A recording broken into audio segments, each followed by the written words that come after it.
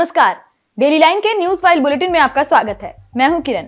इस बुलेटिन में हम आपको बताएंगे कि आज संसद के शीतकालीन सत्र के पहले दिन सदन में हंगामा क्यों हो गया और बताएंगे कि संभल हिंसा मामले पर तमाम सियासतदानों ने क्या क्या प्रतिक्रियाएं दी हैं।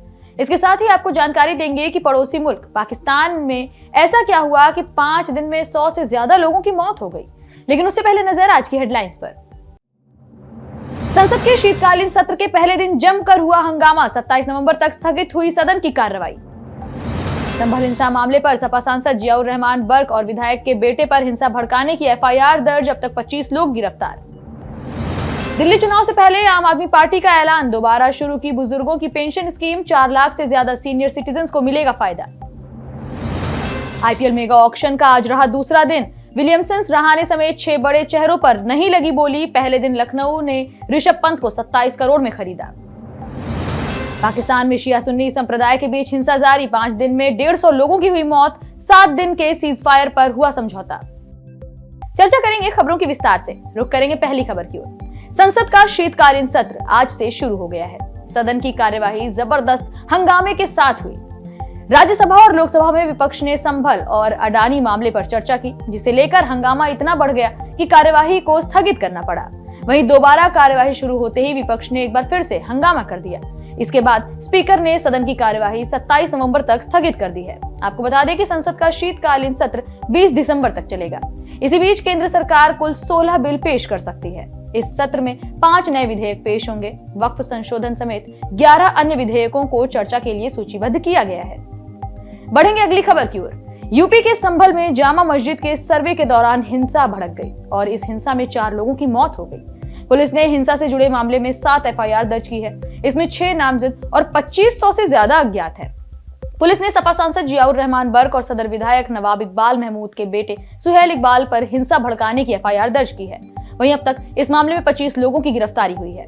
हिंसा में जिन 4 लोगों की मौत हुई है, पोस्टमार्टम के बाद देर रात ही उन्हें सुपुर्दे खाक कर दिया गया। मृतकों के पोस्टमार्टम रिपोर्ट के मुताबिक देसी बंदूक से चली गोलियों से इन 4 की मौत हुई है। वहीं मृतकों के परिवार का दावा है कि पुलिस की गोली लगने से इनकी मौत हुई है। पुलिस इस मामले की जांच कर रही है। वहीं इन 4 मौतों की मजिस्ट्रियल जांच के आदेश भी दिए गए हैं। दूसरी ओर जियाउर रहमान बर्क ने एफआईआर के बाद कहा कि एक पूर्व नियोजित घटना है। पूरे देश में मुसलमानों को निशाना बनाया जा रहा है। वहीं संभल की घटना पर सपा अध्यक्ष और सांसद अखिलेश यादव ने कहा कि सांसद जियाउर रहमान बर्क संभल में थे ही नहीं, इसके बावजूद उनके खिलाफ एफआईआर दर्ज की गई। ये सरकार के जरिए किया गया दंगा है। वहीं संभल घटना पर एआईएमआईएम चीफ असदुद्दीन ओवैसी ने भी अपनी प्रतिक्रिया दी है। उन्होंने कहा कि संभल में मस्जिद 50 से 100 साल पुरानी नहीं है, ये 250 से 300 साल से भी ज्यादा पुरानी है। कोर्ट ने मस्जिद के लोगों की बात सुने बिना ही एक पक्षीय आदेश पारित कर दिया, जो गलत है। जब दूसरे दिन सर्वे किया गया तो इसकी कोई जानकारी नहीं दी गई। बढ़ेंगे अगली खबर की ओर। दिल्ली विधानसभा चुनाव को लेकर आम आदमी पार्टी ने तैयारियां शुरू कर दी हैं। आप संयोजक अरविंद केजरीवाल अभी से वोटर्स को साधने की कोशिश में जुटे हुए हैं। उन्होंने एक बार फिर से बुजुर्गों की स्कीम को शुरू कर दिया है, यानी एक बार फिर से बुजुर्गों को पेंशन दी जाएगी। इस बार इस स्कीम में 80,000 से ज्यादा लोगों को जोड़ा गया है। पहले इस स्कीम के जरिए लगभग 4.5 लाख लोगों को फायदा मिलता था, लेकिन अब इसके फायदे में 5 लाख से ज्यादा बुजुर्ग होंगे। इस स्कीम के तहत 60 से 69 साल तक के बुजुर्गों को हर महीने 2000 रुपए दिए जाएंगे। वहीं 70 साल से ऊपर के बुजुर्गों को 2500 रुपए महीना मिलेगा। स्कीम का ऐलान करते हुए दिल्ली के पूर्व सीएम अरविंद केजरीवाल ने कहा, बुजुर्गों के आशीर्वाद से वे जेल से बाहर आए हैं। ये स्कीम उनको शुक्रिया अदा करने के लिए दोबारा शुरू की जा रही है। रुक करेंगे अगली खबर की ओर। सऊदी अरब के जिद्दाह में आईपीएल मेगा ऑक्शन का आज दूसरा दिन रहा। शुरुआत में बड़े चेहरों पर बोली लगी, लेकिन टीमों ने दिलचस्पी नहीं दिखाई। न्यूजीलैंड के कप्तान केन विलियमसन, बल्लेबाज ग्लेन फिलिप्स, सीएसके के मिडिल ऑर्डर बल्लेबाज अजिंक्य रहाणे, दिल्ली कैपिटल्स के ओपनर पृथ्वी शॉ, चेन्नई के बॉलर शार्दुल ठाकुर और हैदराबाद के ओपनर मयंक अग्रवाल नहीं बिक पाए।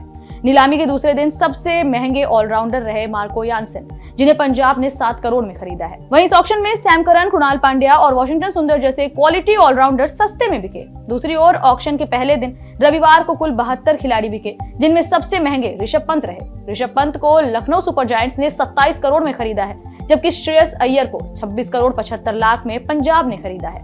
वहीं दूसरी ओर ऑलराउंडर वेंकटेश अय्यर के लिए कोलकाता नाइट राइडर्स ने 23 करोड़ 75 लाख की बोली लगाई। बढ़ेंगे अगली खबर की ओर।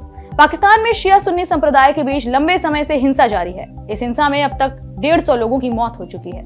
रविवार को ही हिंसा में 21 लोग मारे गए हैं, जिसके बाद अब सीज फायर करने का ऐलान किया गया है।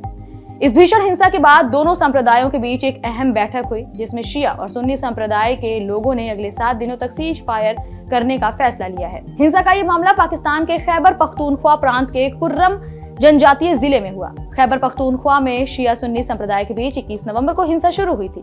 यहाँ कुर्रम जिले में शिया समुदाय का काफिला गुजर रहा था, जिस पर पहले से घात लगाकर बैठे हुए लोगों ने हमला कर दिया। इस हमले में 42 लोगों की मौत हुई, जिसके बाद शिया संप्रदाय ने जवाबी हमला किया और हिंसा बढ़ती चली गई। दोनों समुदाय के लोग बड़ी संख्या में मारे गए हैं। इस हिंसा को बढ़ता हुआ देखकर खैबर पख्तूनख्वा सरकार ने एक हाई लेवल आयोग का गठन किया है। फिलहाल इस बुलेटिन में इतना ही। देश और दुनिया से जुड़ी तमाम खबरों से अपडेटेड रहने के लिए बने रहिए डेली लाइन के साथ।